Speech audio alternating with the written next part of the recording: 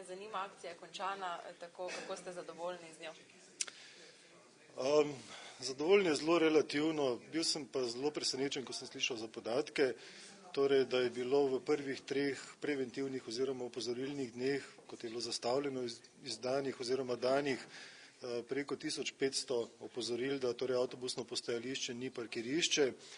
V nadaljevanju smo pa imeli 141, torej na četrtek in petek, kot represivna dneva, kjer je bila policija in pa mestna redarska služba striktno prisotna na vseh 5 parkiriščih, torej je bilo izdanih 141 plačilnih nalogov, kar je preračunano po tisti minimalni kazni, torej ob takojšnjem plačilu 400 evrov, skoraj 7000 evrov.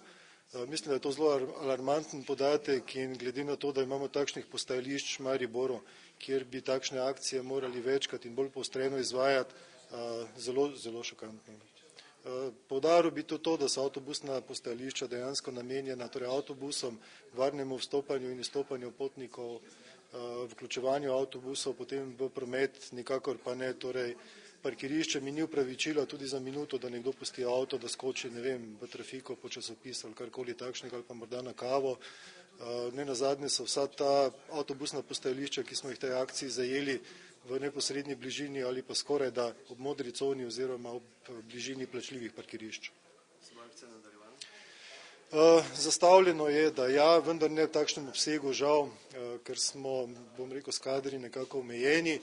Smo se pa dogovorili, da bomo šli v čim več akcij, torej dnevnih akcij z veliko prisotnostjo tako policistov kot mestnih redarjev ob nenapovedanem času in na nenapovedanih lokacijah. Ena izmed takšnih je sigurno tudi Gosposvetska, torej postajališče na Gosposvetski cesti.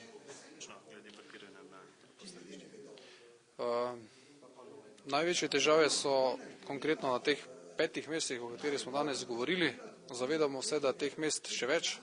Tako da je že bilo rečeno, to ne pomeni, da smo mi z tem dnem nadzor nad temi, bom rekel, parkirišči pod narekovaji opustili. Tudi na nadaljevanju se bo te aktivnosti nadaljevale. Kar se tiče policije v mestu Maribor, verjamem, da to, kar bo prej rečeno, da nas ni na določenih mestih, da pogrešajo policiste, da je stanje slabo, da prej ali slej vsaj to, da bodo pač srečali oziroma občutili prisotnost policistov. Ali se bo pa stanje izboljšalo v želji vseh nas, to pa seveda je drugo vprašanje. Omenili ste, da so postajališča res namenjena zgolj avtobusom, omenili ste nekaj, da je prišlo celo do nezgodnih srečanj. To govorimo iz podatkov tudi v preteklosti.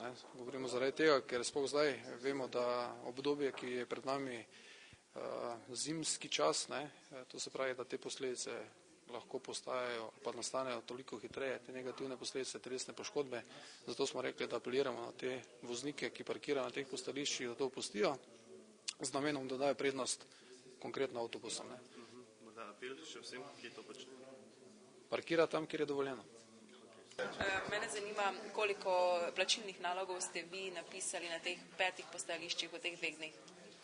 Ja, občinsko redarstvo je v teh 2 dneh, ki je bil poostren nadzor, napisanih 85 plačilnih nalogov. Koliko znaša kazen za parkiranje? Za parkiranje na avtobusnih postajališčih je mandatna kazen 40 evrov. Če se plača v 8 dneh? Če se potem plača v 8 dneh, potem je polovička 20 evrov. Zanima me še zdaj, če ste tudi drugače, imate poostren nadzor na postajališčih? Ja, tudi v bodočnosti bomo imeli še naprej poostren nadzor avtobusnih postajališč, ker le mislimo, da je to le en velik problem glede potnikov, ki se prevažajo po avtobusih.